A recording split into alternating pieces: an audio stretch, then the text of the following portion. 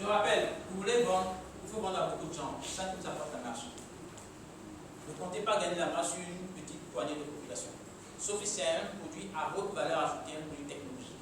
Mais là encore, vous n'allez pas le vendre tous les jours. Alors, vous voulez vendre, il faut penser vendre à tout le monde, beaucoup de gens. Donc ça veut dire que vous devez trouver la population concentrée pour ça. Alors, les chips. Je vous donne l'exemple des chips. Les chips à base de banane plantain. Ça quitte le champ, n'est-ce pas? La banane plantain, ça quitte le champ, quelqu'un transporte, quelqu'un vient, les transforme, fait les chips, quelqu'un vend, etc. Si moi je décide d'être dans le domaine des chips, je ne suis pas obligé de préparer les chips moi-même. Il suffit que j'organise la distribution des chips. Je peux dire que je suis dans le domaine des chips. Si je sais que beaucoup de gens qui sont dans les chips ont un problème de logistique, alors je rentre dans le domaine des chips sans faire des chips, mais je participe à la distribution des chips. Là, je dirais que je suis dans le domaine des chips. Mais mon secteur d'activité, c'est la logistique. Vous comprenez? C'est important de faire cette distinction. Parce que quand vous allez déclarer votre entreprise, on va vous demander dans quel secteur vous êtes. Si vous ne savez pas définir l'objet de votre activité, on va vous imposer pour quelque chose que vous ne faites pas. Je vous ai donné l'exemple de mon cousin qui avait dit qu'il était... L'entreprise s'appelait Les Importateurs. Les impôts l'ont facturé comme importateur. Parce qu'il a sorti le nom des importateurs. J'ai une entreprise qui s'appelle Adel. Alors, le jour où je suis parti avec la déclaration, rien que le nom, on m'a classé directement dans le secteur agricole. Et donc, je suis au bénéfice agricole. Je ne paye pas d'impôt sur le chiffre d'affaires. Mais si je n'avais pas choisi le nom comme ça, et que je mettais autre chose qui sonnait comme le commerce, on me classait directement dans le commerce. Mais après, il faudrait que j'en apporte la preuve. C'est ça qui est encore plus difficile. Donc, dans le domaine, vous pouvez choisir le domaine dans lequel vous intervenez, mais la façon dont vous intervenez dans le domaine. Tout comme, madame, tout à l'heure, nous avons discuté, vous avez dit que vous faites des légumes pré-cuits. D'accord? C'est de la publicité pour vous, gratuite. D'accord? Tout ce que je dis ici, soyez sûr que ça va apparaître sur un réseau de plus de 300 000 personnes. Parce que je vais relancer cela. Donc, ça, vous faites de la publicité gratuite. Alors, si vous voulez être dans les légumes pré-cuits, vous faites tous les tests nécessaires, vous pouvez choisir après de ne pas faire vous-même fabriquer les légumes pré-cuits. Vous organisez les gens, ils le font pour vous et vous récupérez pour vous vendre. Seulement, la connaissance que vous avez dans la chose vous permet de mieux suivre la chaîne, de comprendre comment il faut conserver, etc. Pour pouvoir livrer. Vous voyez? C'est ça, être dans un domaine donné. Quelqu'un va dire, je suis dans le domaine de, je sais pas moi, de la maroquinerie, c'est-à-dire les chaussures, les sacs, les ceintures. C'est aussi un domaine très rentable autour. Mademoiselle, combien avez-vous de chaussures à la maison? Vous ne savez pas, vous ne pouvez pas compter. Il y a ceux que vous n'avez plus portés depuis 5 ans, il y a ceux que vous avez portés peut-être l'année dernière, il y a ceux que vous portez tous les jours, il y a ceux que vous n'avez plus envie du tout de porter, pourtant ce n'est pas gâté, parce que ça n'est plus assorti à votre modèle aujourd'hui. Vous voyez ce que je veux dire? Les femmes achètent tellement de chaussures. Donc quelqu'un peut choisir d'investir dans un cordonnier. C'est-à-dire vous achetez la matière pour fabriquer les chaussures, vous vérifiez les modèles qui sont de tendance en Europe et en Asie, vous copiez ces modèles, vous faites fabriquer ici, vous mettez au marché. Vous voyez que ce n'est pas rentable. Vous voyez tout ce qui est importé. L'alimentaire, la maroquinerie, ce sont les domaines rentables chez nous. Je dis rentable parce que d'abord, il y a la population qui consomme. D'accord? On voit. Mais en plus, les prix sont bons. Maintenant, comme j'ai dit à l'avance, ce n'est pas parce que les gens le font que forcément c'est rentable. Vous devez avoir de la clientèle. La question est de savoir comment vous allez trouver votre clientèle. Donc, quand vous vous installez regardez, dans un domaine donné, il y a le domaine d'activité regroupe tous ceux qui interviennent sur la filière. D'accord? Vous avez le fabricant, vous avez le logisticien,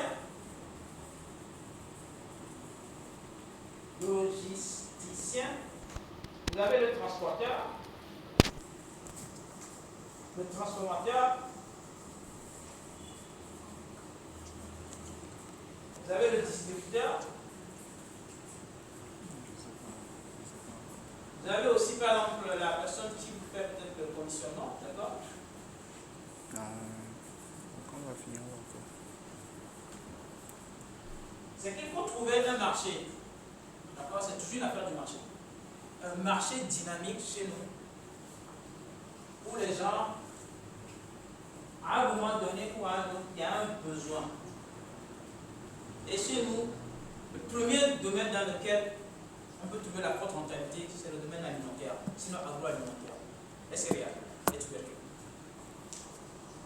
les légumes. Mettez-vous dans ce domaine. Maintenant, choisissez. Qu'est-ce que vous voulez faire dans ce domaine? Est-ce que vous voulez être fabricant? C'est-à-dire, si nous prenons, comme je dis tout à l'heure, les produits agroalimentaires, les céréales, les légumes, les tubercules, si vous voulez être fabricant, ça veut dire que vous êtes dans la culture. Je peux vous garantir que sur 600 mètres carrés, vous pouvez réaliser un chiffre d'affaires de 700 000 par saison. Non, 600 mètres carrés. C'est-à-dire un 16e d'hectare. Un lot. Ça fait un lot. Vous pouvez réaliser jusqu'à 700 000 francs de chiffre d'affaires. Tout dépend de comment vous vous organisez. Le maïs est à combien au marché aujourd'hui? Actuellement, dans les dernières semaines. On demande aux femmes parce qu'on pense souvent à tort que seules les femmes vont marcher. Combien? 700, 800. Ça doit être l'ancien. Actuellement, hein? L'ancien c'est 800. Le bol de Lomé. Le bol de Lomé fait combien de kilos? Et c'est ça. Ça, c'est un élément important qu'il faut avoir quand vous êtes en business.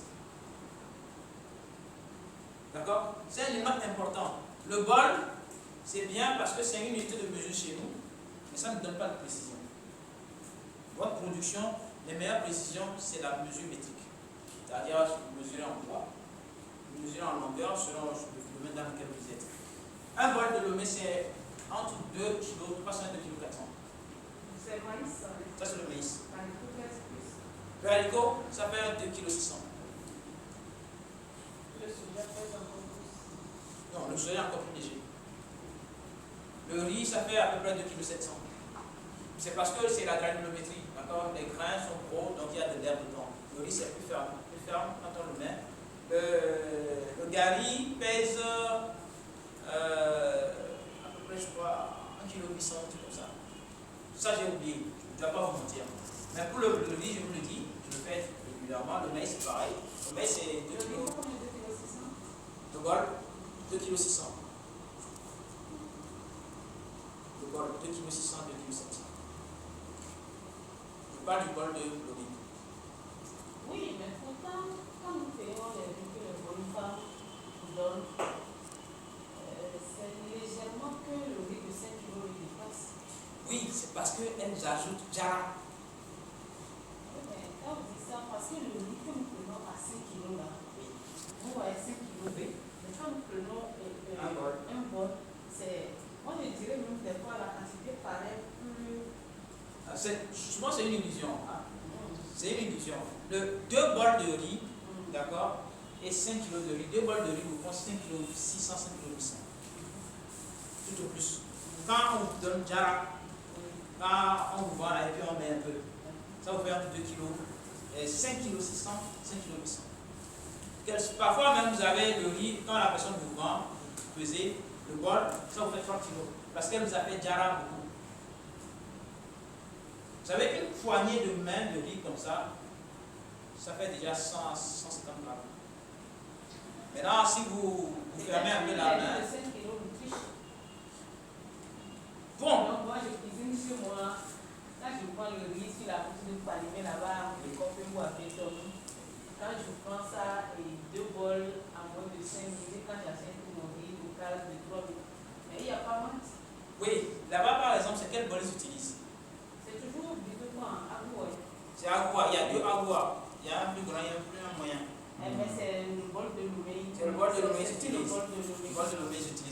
ça à Vetomou. Et là-bas, ils produisent directement chez eux.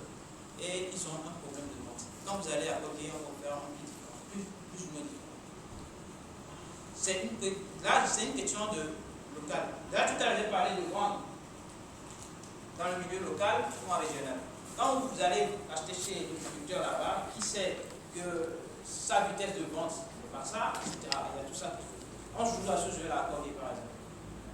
Et il y a également le riz, la qualité de riz fait.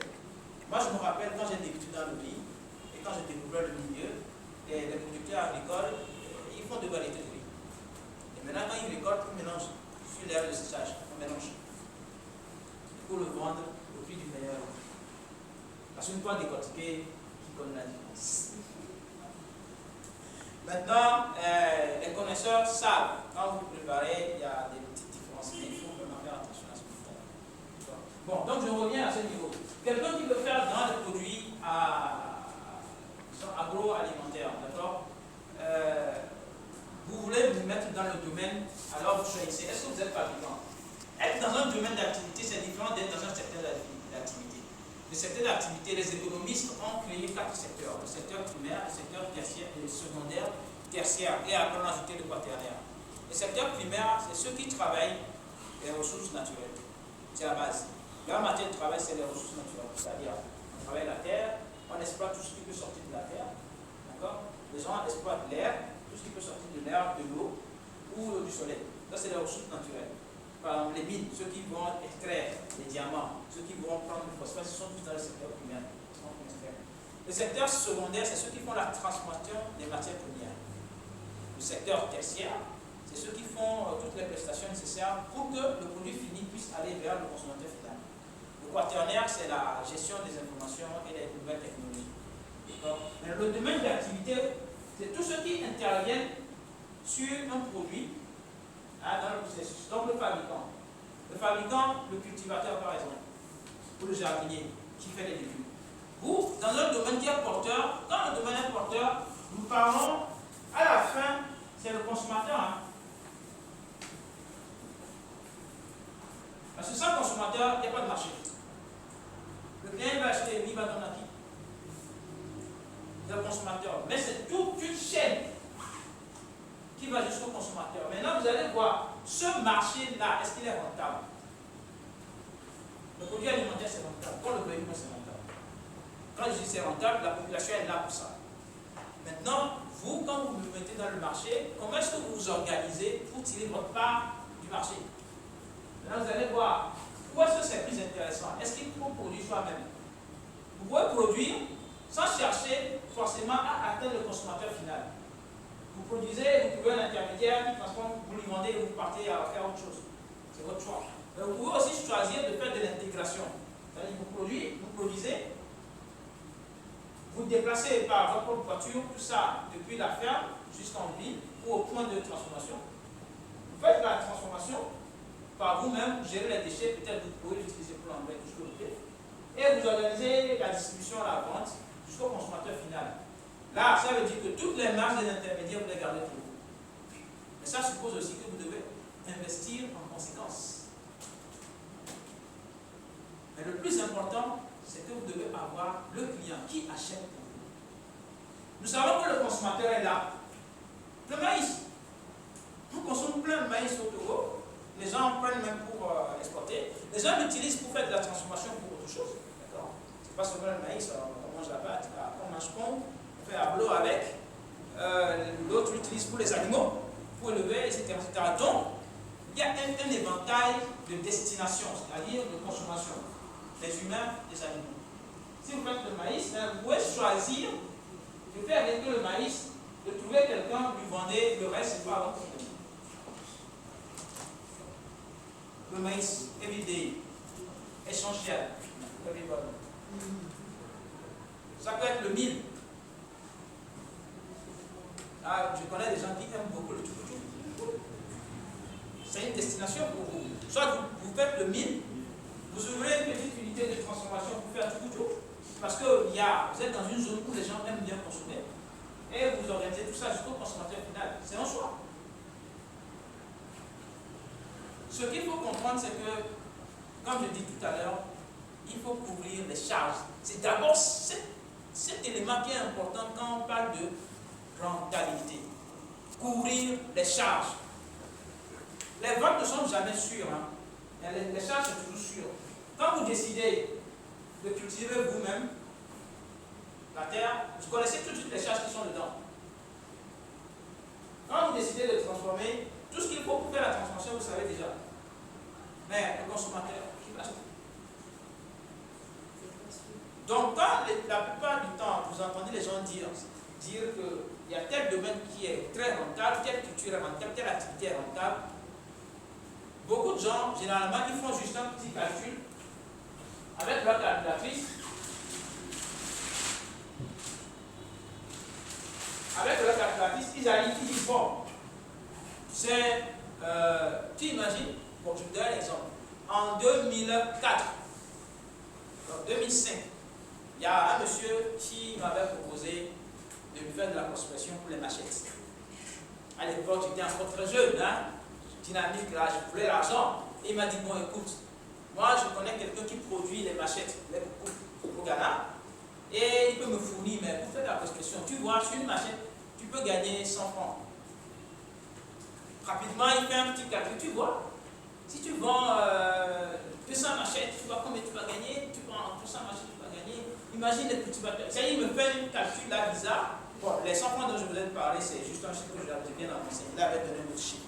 Mais il m'avait sorti un chiffre de genre 2 500 000 que je pouvais gagner si je vendais telle quantité. Quand j'ai entendu le chiffre en même temps, j'ai dit, waouh, ça, il faut le faire. Qui va acheter des machettes? Comment je vais faire pour que les gens puissent acheter des machettes? Je sors, je commence ma prospection, je vois plein de boutiques avec plein de machettes. Il y a beaucoup de concurrents. S'il y a plein de boutiques avec plein de machettes, et je ne vois pas les gens se bousculer pour acheter des machettes là-bas, ça veut dire que ça va être très compliqué pour moi. Calcul fait. Je vous ai dit tout à l'heure que sur 600 mètres carrés, un lot, vous pouvez réaliser 700 000 francs de chiffre d'affaires. Je dis bien chiffre d'affaires, hein. 700 000 hein, de chiffre d'affaires pour les légumes. Si vous vous organisez correctement, il y a un process pour ça, d'accord? J'ai conduit les gens dans ça. Donc je sais de quoi je parle.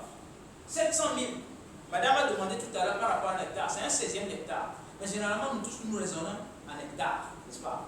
700 000 fois 16 lots, ça fait combien?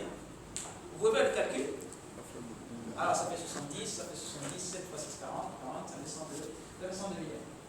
10 millions de 100 000, je crois. Vérifiez. 700 000 fois 16. Ça fait combien? 11 millions 200 000. J'ai oublié le million. D'accord. 11 millions 200 000. C'est à l'échelle, n'est-ce pas? Madame, si vous gagnez 11 millions, enfin, si vous réalisez un chiffre d'affaires de 11 millions en une année, ah non, en une saison, d'accord? Parce que le cycle, c'est tout au plus 6 mois. Donc, 6 mois. Si je fais 600 mètres carrés 6 mois et que je paye en même temps 16, 6 mois, quoi. Ça fait 11 millions 200 000. Donc ça veut dire qu'en une année, ça fait 22 millions 400 000. Oh! Yeah! Très beau! La question est de savoir combien je vais dépenser pour pouvoir réaliser ce chiffre d'affaires. Exactement. Mais je peux vous garantir que vous dépensez beaucoup moins. Il y a certaines choses qui vont vous coûter un peu cher. C'est-à-dire, ici, on a évalué ça par rapport à la quantité de produits que vous allez sortir de terre. Par la quantité de produits que les gens achètent effectivement. Donc là, on va parler seulement du potentiel de vente. Et quand vous entendez les gens vous dire, oh, tel domaine est rentable, sur Internet, vous entendez plein. Non, c'est le domaine très rentable qu'il faut faire. Ou quand vous allez vendre sur Internet, c'est très rentable. Ils ne vous disent pas comment vous allez trouver les clients. Ils ne disent pas si vous allez trouver les clients peut-être seulement après 12 mois, 15 mois de travail. Mais pendant les 12 mois, vous allez chercher les clients, les charges que vous allez investir. Où est-ce que vous allez trouver les clients? C'est pour ça, après, il faut travailler énormément la prospection, la partie commerciale. Comment définir les clients? Qui peut acheter le client? Quand la personne peut acheter le client? potentiellement parlant, les légumes, vous avez 700 000 francs pour 600 mètres carrés. Presque 1000 francs par mètre carré. Presque 1000 francs par mètre carré. Pour une saison. Mais ça, c'est ce qu'on sort de terre, on évalue les charges. Mais je peux aussi vous dire que si c'est seulement au champ, les charges sont intéressantes. Parce que pour exploiter 600 mètres carrés, en réalité, les charges directes, les charges techniques, je dis bien les charges techniques, les charges directes. Je ne parle pas des charges de gestion, je ne parle pas des charges logistiques, non. Les charges dans le champ, ça vous revient à peu près à entre 80 et 90 000 pour un lot. Mais ça, je le dis, en fonction, si vous faites une importante surface, c'est-à-dire vous faites à peu près 8 lots en même temps. D'accord? Parce que vous allez gagner, il y a ce que nous appelons l'économie d'échelle qui va rentrer en jeu. Ça, c'est une autre histoire. Mais ce qui est important, c'est que le potentiel est là. Et beaucoup de gens rêvent sur le potentiel. On oublie ce qu'il faut faire derrière les charges. Nous savons que tout le monde consomme ADN, tout le monde consomme les légumes. Si on fait un peu vendre, maintenant, comment vous allez vendre? Il y a la concurrence qui est là. Les gens à qui vous allez proposer le produit, comment vous allez négocier ça? Il y a les différentes charges. Maintenant, si on prend les charges administratives, les charges de gestion, est-ce que c'est vous qui allez suivre votre projet ou vous allez mettre quelqu'un d'autre pour aller sur le champ ou vous-même vous allez rester là-bas? Même si c'est à Lomé, vous ouvrez une boutique de vente des produits cosmétiques, c'est vous qui allez rester dedans ou vous allez contre quelqu'un d'autre? Les charges sont là, les charges administratives. Ce sont les charges qui déterminent avant toute chose si un domaine est rentable ou pas. Maintenant, plusieurs domaines sont potentiellement rentables. Et ça, je le dis encore et je le répète. Les domaines alimentaires, les légumes, les céréales, les tubercules, transformés ou pas. Vous avez la maroquinerie, qui est très intéressante. Je connais une jeune dame qui est cordonnière, qui fabrique des chaussures. Ça marche de tonnerre pour elle. Elle achète la matière, elle fabrique des chaussures. Elle triche un peu, elle regarde sur Internet les modèles, elle les fabrique. Vous pensez que les Marocains qui fabriquent les chaussures, un peu comme ce que je viens de porter là, eux, ils n'ont pas les deux mains. On peut fabriquer les mêmes choses ici. Il suffit seulement, au lieu d'importer les chaussures qui contiennent déjà toutes les marges de là-bas, on importe seulement la matière première, c'est-à-dire le cuir. Et ici, maintenant, on fait les dessins en photo. Or, nous avons une meilleure main-d'œuvre ici. Ce qui veut dire qu'on peut gagner plus de marge. Maintenant, localement, je vous donne l'exemple du riz. Le riz local est cher, c'est trop cher. Et je suis le premier à le crier. C'est trop cher parce que nous produisons sur de très petites surfaces. Avec des charges fixes qui sont pareilles que si on produisait sur des grandes surfaces 2-3 fois plus importantes. Ça veut dire que nous avons la possibilité de concurrencer le riz importé en termes de prix. Enfin, le bon riz importé, on fait du bon riz ici, on peut produire 2-3 fois moins cher. Il y a 2 semaines, j'ai un cousin qui était au Nigeria. Il dit au Nigeria, le carburant est vendu à la pompe. Imaginez combien? Combien? Allez-y, allez-y. Combien? 175 francs à la pompe. Il y était il y a 2 semaines. J'ai discuté avec un ami en début de cette semaine. Je lui ai expliqué, j'ai appelé le cousin. Au Nigeria ici. C'est-à-dire, quoi? À 200 km d'ici. Si on peut le faire partout aussi. Oui, si on promenait toute la journée. Si on pouvait envoyer le carburant par téléphone, vous allez imaginer, à 175 francs. Combien de fois chez nous, c'est 700 francs le litre. Voilà. Là-bas, 175 francs. Vous comprenez? Ici, il y a beaucoup de choses qu'on importe, donc tous les domaines sont rentables. Mais la question est de savoir comment s'organiser ici.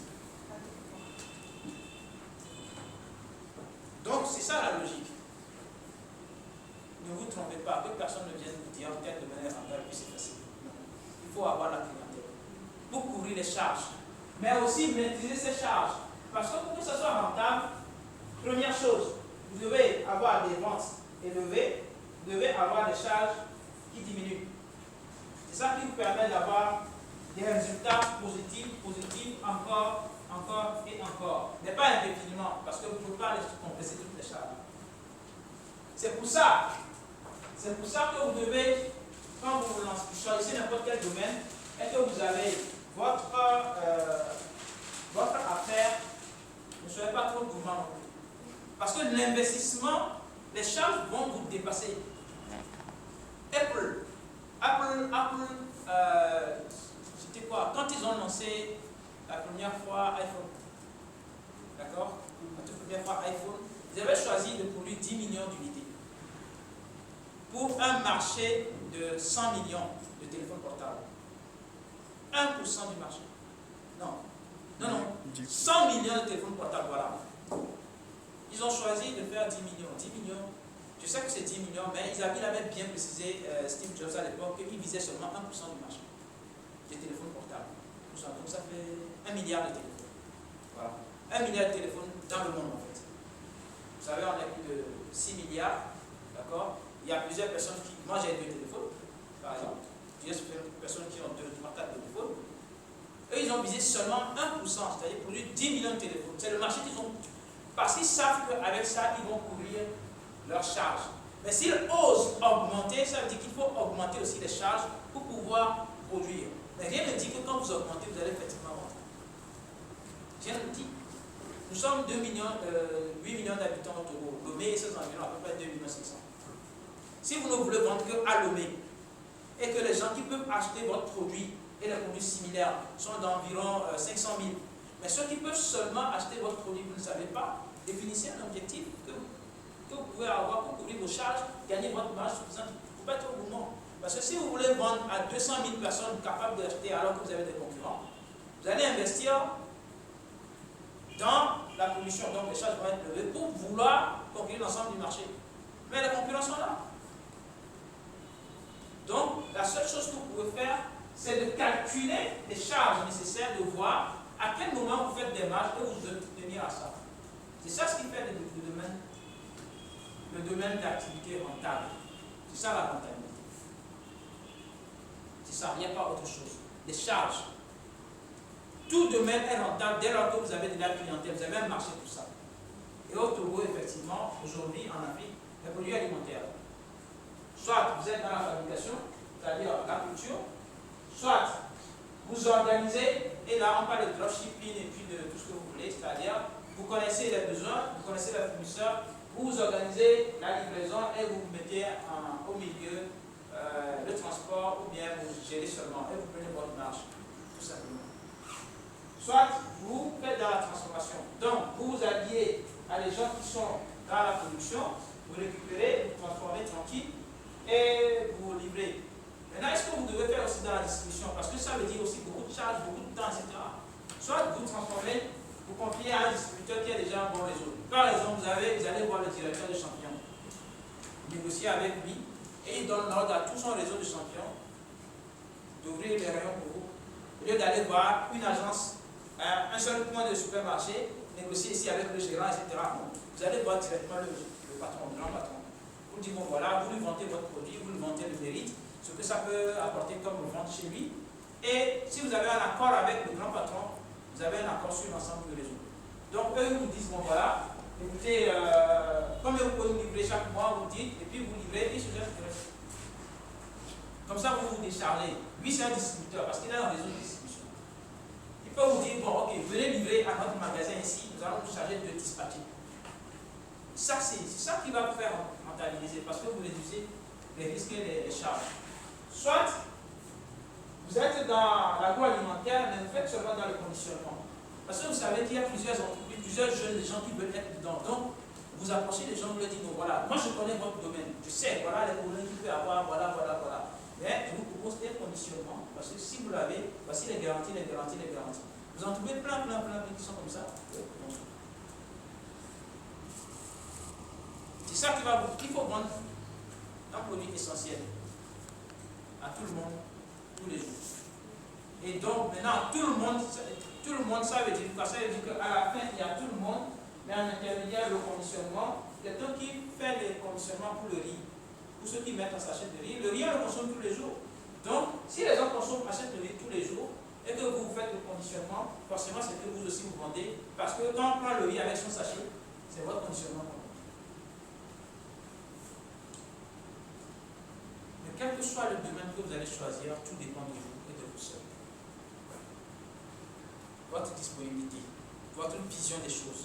C'est ça qui fait qu'ils sont rentables. Je ne vais pas vous citer des trucs farfelus, non. En tout cas, l'expérience de 26 ans que j'ai dans le domaine me permet de dire que rien n'est jamais sûr. Seulement, il y a des indicateurs qui vous disent que, avec votre calculatrice, on vient de calculer tout à l'heure 22 400 000 par hectare. Vous faites des légumes. Mais qu'est-ce qui vous garantit? Mais par contre, je connais un Ghanéen, j'ai un cousin qui travaille avec un Ghanéen. Mon cousin, il importe les semences de la Chine, il va au Ghanéen. Il me dit, ils font 20 millions par an.